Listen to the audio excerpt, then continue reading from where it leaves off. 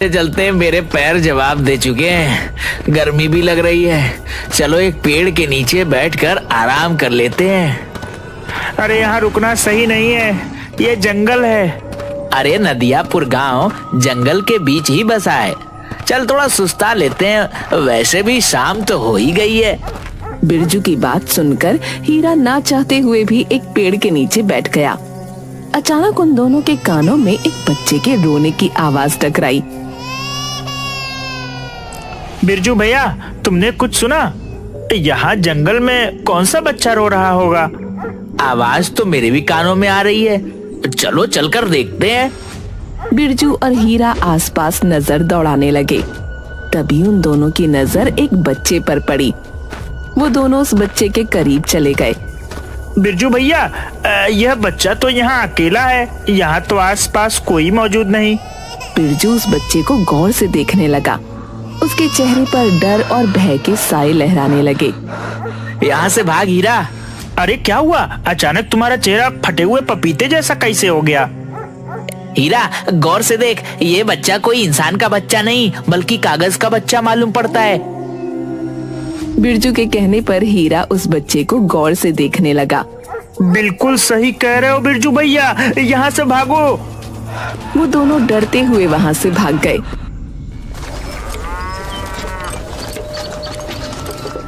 मगर उसी नदियापुर गांव में झुमरी नाम की एक सुंदर स्त्री अपनी 5 वर्षीय बेटी चमकी और पति के साथ रहती थी। झुमरी का पति बहुत गरीब था। एक दिन झुमरी का पति बसंत दोपहर के समय अपने घर पर उदास बैठा था। अजी क्या हुआ जी, आप इतने उदास क्यों बैठे हैं? काफी दिनों से मुखिया जी से अपनी मजदूरी मांग रहा हूँ, लेकिन वह दे ही नहीं रहे। उनसे कहते क्यों नहीं कि हमारे घर में राशन भी खत्म होने को है। अगर आप वहाँ हमें समय पर पैसे दे सकते तो फिर ऐसी जगह काम करने से क्या फायदा।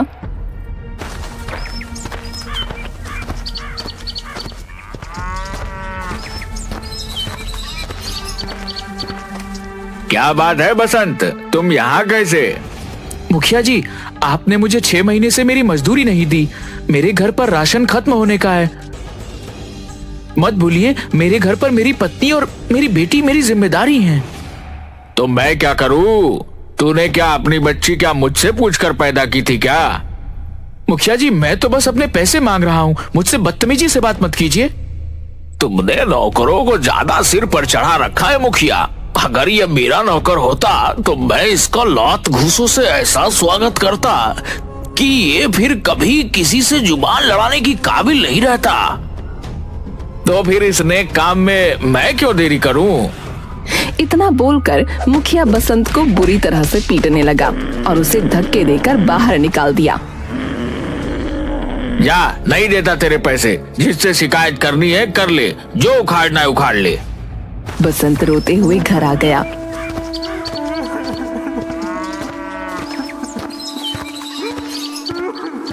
और सारी घटना अपनी पत्नी झुमरी को बताने लगा।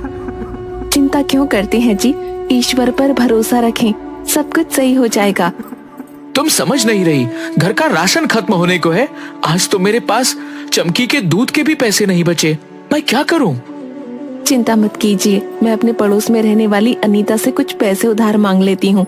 आप बस ऐसे उदास मत बैठिए और हाँ, कभी भी हिम्मत मत हारिएगा।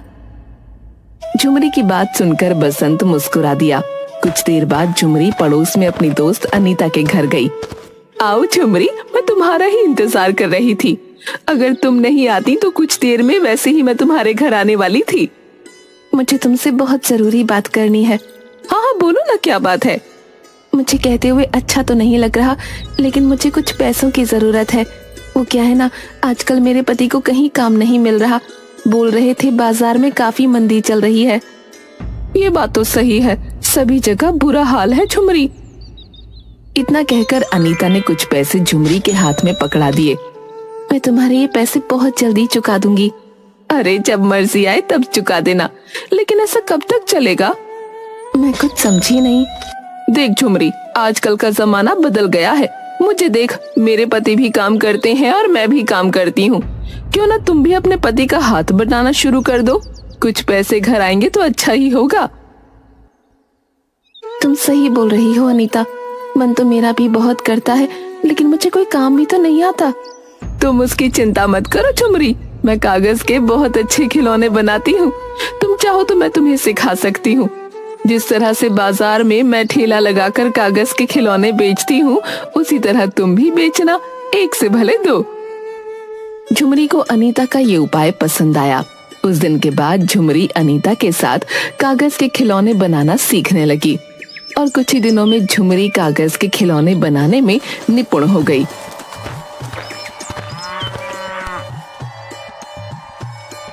अरे वाह झुमरी, तुम तो मुझसे भी अच्छे कागज के खिलौने बनाने लगी।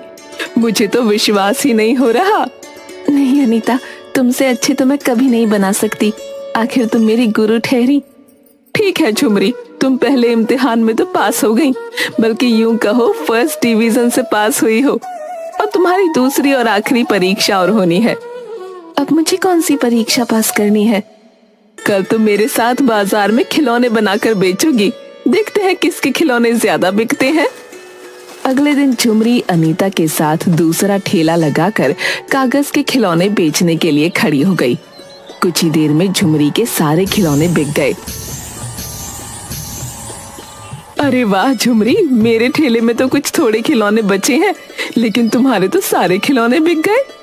कहीं तुम्हें बुरा तो नहीं लगा? अरे इसमें बुरा लगने वाली क्या बात है, ईश्वर हर किसी को अपना अपना नसीब देता है। उस दिन के बाद अनीता और झुमरी रोज सुबह बाजार में कागज के खिलौने बेचने जाती। शाम तक झुमरी के सारे खिलौने बिक जाते। झुमरी के दिन अब बदलने लगे थे। एक दिन बसंत झुमरी से बोला, मैंने जरूर पिछले जन्म में कुछ अच्छे पुण्य किए होंगे झुमरी, जो मुझे इस जन्म में तुम्हारी जैसी पत्नी मिली। ऐसी बातें क्यों करती हैं जी? अगर पति पत्नी के हर दुख में पति उसका साथ देता है, तो क्या पत्नी उसके दुख में उसका साथ नहीं दे सकती? मैं तुम्हें यह बताने के लिए आया हूँ कि मुझे चौधरी के खेतों में काम मिल गया है। ये तो बहुत अच्छी बात है जी। अब हमारी कमाई दुगनी हो जाएगी। अब हम अपनी बिटिया रानी को अच्छे स्कूल में एडमिशन दिलवा सकेंगे। झुमरी की बात सुनकर बसंत मुस्कुराता हुआ वहां से चला गया। एक दिन की बात है, झुमरी और अनीता बाजार में ठेला लगाकर कागज के खिलौने बेच रही थीं कि तभी मुखिया कुछ लोगों के साथ वहां आ गया। कैसी हो झुमरी? देख रहा हूँ तुम्हारे खिलौने आजकल बहुत ज्यादा बिक रहे हैं, और तो और तुम्हारे वस्त्र भी बता रहे हैं कि तुम्हारी आमदनी अच्छी हो रही है। सब ईश्वर की कृपा है मुखिया जी। यहाँ कैसे? बात यह है झुमरी कि हमारा गांव दो नदियों के बीच में है। वर्षा प्रारंभ होने वाली है और मुझे सूचना मिली है कि इस बार हमारा गांव भयंकर बाढ़ की चपेट में आ सकता है। इस तरह से तो गांव वालों का जीवन यापन बर्बाद हो जाएगा। इसीलिए मैं चंदा इकट्ठा कर रहा हूँ। झुमरी, तुमसे भी मैं चंदा लेने आया हूँ। झुमरी ने उस दिन की सारी कमाई मुखिया के गुल्लक में डाल दी और साथ ही साथ उसकी दोस्त अनीता ने भी। झुमरी, मैं सारे गांव वालों से चंदा लेकर उनके लिए शहर से अच्छे कंबल और बहुत सी खाने पीने की वस्तुएं लेकर आऊंगा। मुझे तुम पर विश्वास नहीं है मुखिया जी। वैसे भी तुम मेरे पति की 6 महीने की तनख्वाह रोके बैठे हो। देखते हैं गांव वालों की कितनी मदद करते हो। अरे तुम अभी तक अपने पति की मार को दिल पे लगाए बैठी हो, मगर वह मुझे आकर बदतमीजी से बात कर रहा था। इतना कहकर मुखिया वहां से चला गया। दिन ऐसे ही बीतने लगे, मगर झुमरी ने देखा कि मुखिया शहर से कुछ भी लेकर नहीं आया। एक दिन की बात है, मुखिया अपने मुनीम प्रेमचंद से बातें कर रहा था। झुमरी अपने पति बसंत के साथ काम से जा रही थी। मुखिया को देखकर झुमरी मुखिया से बोली, मुखिया जी, 1 महीने पहले आप सारे गांव वालों से चंदा लेकर गए थे, ये बोलकर कि हमारा गांव भयंकर बाढ़ की चपेट में आने वाला है, वर्ष प्रारंभ होने वाला है, मगर मुझे तो अभी तक कोई इंतजाम नहीं दिखता। झुमरी की बात सुनकर मुखिया बुरी तरह से तिलमिला कर रह गया। तुम तो ऐसे बोल रही हो जैसे कि तुमने 10-20 लाख रुपया चंदे में दिया हो। अरे 100-50 चंदे में डालकर अपने आप को क्या समझ रही हो? मुखिया जी, आपको इस तरह से मेरी पत्नी का अपमान करने का कोई अधिकार नहीं। मुंह बंद रख बसंत, पिछली बार की माल भूल गया क्या? गांव में तेरी पत्नी के अलावा न जाने कितने लोगों ने मुझे चंदा दिया है। उन्होंने तो मुझसे कोई सवाल नहीं पूछा। यहाँ से चला जा वरना तेरा फिर से मार मार कर बुरा हाल कर दूंगा। बसंत अपनी पत्नी के साथ वहाँ से चला गया। देख रहे हो मुखिया जी, इस बसंत की पत्नी के कागज के खिलौने बाजार में क्या बिकने लगे। यह तो अपने आप को आपसे भी बड़ा समझने लगा। सही कहा तुमने। जब तक मैं इन दोनों पति पत्नी को गांव से धक्के देकर बाहर नहीं निकलवा देता, मैं चैन की नींद नहीं सो सकता। वैसे क्या वास्तव में अपने गांव में बाढ़ आने वाली है? अरे कोई बाढ़ नहीं आने वाली है। ये न्यूज वाले तो वैसे भी हर साल यही खबर चला देते हैं कि बाढ़ आने वाली है, गांव डूबने वाला है, और मैं इसी खबर का फायदा उठाकर गांव से अच्छा खासा चंदा वसूल लेता हूँ। हर साल की तरह इस बार भी कुछ नहीं होगा। उस दिन के बाद मुखिया ने झुमरी और उसके पति बसंत के खिलाफ गांव में कान भरने शुरू कर दिए। गांव वाले मुखिया की बातों में आकर झुमरी और बसंत को अपना दुश्मन समझने लगे। झुमरी से उन सब ने झुमरी के कागज के खिलौने खरीदने बंद कर दिए। थक हार कर बसंत और झुमरी अपने घर पर ताला लगाकर दूसरे गांव की ओर चल दिए। झुमरी एक जंगल में बैठकर आंसू बहाती हुई बोली, ये सब मेरे सच बोलने का नतीजा है। दिल छोटा मत करो झुमरी, तुमने तो सच बोला है और सच बोलने वालों की कभी हार नहीं होती। वो सब तो ठीक है जी, लेकिन अब क्या होगा?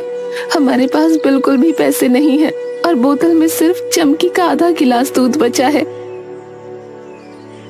झुमरी ने इतना कहा ही था कि तभी एक दूसरे बच्चे के रोने की आवाज झुमरी के कानों में टकराई।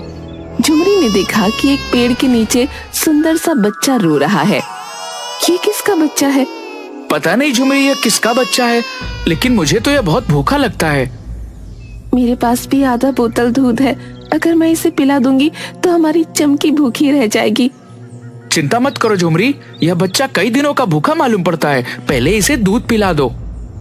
झुमरी उस बच्चे को दूध पिलाने लगी। उस बच्चे ने दूध पिया ही था कि तभी अचानक रंग बिरंगी किरणों के साथ उस बच्चे का आकार बड़ा हो गया और वो एक सुंदर नवयुवक में परिवर्तित हो गया। कौन हो तुम? मैं एक जादुई कागजी पुरुष हूँ। मुझे तुम्हारे बारे में सब पता है। तुम्हारे पास सिर्फ आधी दूध की बोतल थी और तुमने अपने बच्चों को ना पिलाकर वह मुझे पिला दी। मैं तुम्हें वरदान देता हूँ कि तुम अब से जो भी कागज के खिलौने बनाओगी उनमें जादुई शक्तियां आ जाएंगी। और मैं तुम्हें एक राज की बात बताने वाला हूँ। तुम्हारा गांव भयंकर बाढ़ की चपेट में आने वाला है। कल तुम्हारे गांव में तबाही ही तबाही मच जाएगी। इतना कहकर सुंदर पुरुष वहाँ से गायब हो गया। हम नहीं जा सकते, हमारा गांव मुसीबत में है। तुम सही कहती हो झुमरी, हमें गांव वालों की मदद करनी चाहिए। और वैसे भी उस मुखिया ने हमारे खिलाफ गांव वालों के कान भरे हैं, वरना गांव वाले बुरे नहीं हैं। झुमरी और बसंत दोबारा अपने गांव वापस आ गए। झुमरी ने कल की तैयारी करनी शुरू कर दी। उसने एक बहुत सुंदर कागज की नाव बनाई। उसने उस नाव में अलग अलग तरह के बहुत सुंदर सुंदर घर बनाए। देखते ही देखते उसकी कागज की सुंदर बड़ी नाव बहुत बड़ी हो गई और एक विशाल नाव में परिवर्तित हो गई। झुमरी अपने परिवार को लेकर उस नाव में चली गई। अरे झुमरी, यह तो लग ही नहीं रही कि ये कागज की है। इसकी दीवारें तो पत्थर से भी मजबूत मालूम पड़ रही हैं। उसने सही कहा था, इसके अंदर अद्भुत जादुई शक्तियां आ गई हैं। अगले दिन भयंकर बारिश शुरू हो गई। देखते ही देखते पूरे गांव को बारिश की बाढ़ ने अपनी चपेट में ले लिया। गांव वालों में हाहाकार मच गया और झुमरी नाव बाढ़ में तैराने लगी। झुमरी ने देखा कि उसकी दोस्त अनीता पानी में डूब रही थी। झुमरी ने तुरंत नाव को वहां जाने का आदेश दिया। अनीता, कागज की नाव के ऊपर आ जाओ। ये कैसा चमत्कार है? वो सब बातें बाद में करेंगे, पहले अपने परिवार को लेकर ऊपर आ जाओ। तुम्हारा परिवार सुरक्षित रहेगा। अनीता अपने परिवार को लेकर नाव पर चढ़ गई। उसने गांव के सभी लोगों को झुमरी की नाव के ऊपर ले लिया, सिवाय मुखिया के घर को छोड़कर। मुखिया दौड़ता हुआ आकर बोला, मुझे भी नाव में ले लो झुमरी, मुझे माफ कर दो, मुझसे बहुत बड़ी गलती हो गई। मेरा दिल तुम्हारी तरह नहीं है मुखिया जी। आओ अपने परिवार को लेकर नाव के ऊपर आ जाओ। मुखिया अपने परिवार को लेकर नाव पर चढ़ गया और झुमरी की ओर देखकर बोला, मुझे माफ कर दो। मैंने तुम्हारे साथ कितना बुरा सुलूक किया और उसके बाद भी तुमने मेरी कितनी मदद की। मुखिया जी, हमें हमेशा दूसरों की मदद करनी चाहिए। पता नहीं कौन कब किसके काम आ जाए। तभी अनीता झुमरी से बोली, झुमरी, बाढ़ बहुत ज्यादा भयंकर है। हमारे गांव के अलावा और भी गांव बाढ़ की चपेट में आ गए होंगे। हमें उन सबकी मदद करनी चाहिए। झुमरी को अनीता की बात पसंद आ गई। झुमरी अपनी जादुई नाव को लेकर दूसरे गांव में गई और वो सबकी मदद करने लगी। कुछ दिनों बाद बाढ़ का पानी जब उतर गया, तब झुमरी ने अपनी कागज की नाव में कागज के भोजन बनाना प्रारंभ कर दिए। झुमरी जैसे ही कागज के भोजन बनाती, वो असली भोजन बन जाते। अरे वाह झुमरी, यह कैसे संभव हुआ? कागज के भोजन असली भोजन कैसे बन जा रहे हैं? तुम्हें याद नहीं, उस जादुई सुंदर पुरुष ने हमसे क्या कहा था? तुम कोई भी कागज का खिलौना अगर बनाओगी तो उनमें जादुई शक्तियां आ जाएंगी। मुझे विश्वास था कि अगर मैं कागज के भोजन बनाना प्रारंभ करूंगी तो वो असली भोजन बन जाएंगे। ये ईश्वर ने हमारी मदद की है झुमरी। देखो ना, इस तरह से कितने लोग भूखे मरने से बच जाएंगे। इस तरह से गांव में सभी लोग भूखे मरने से बच गए। कुछ महीनों बाद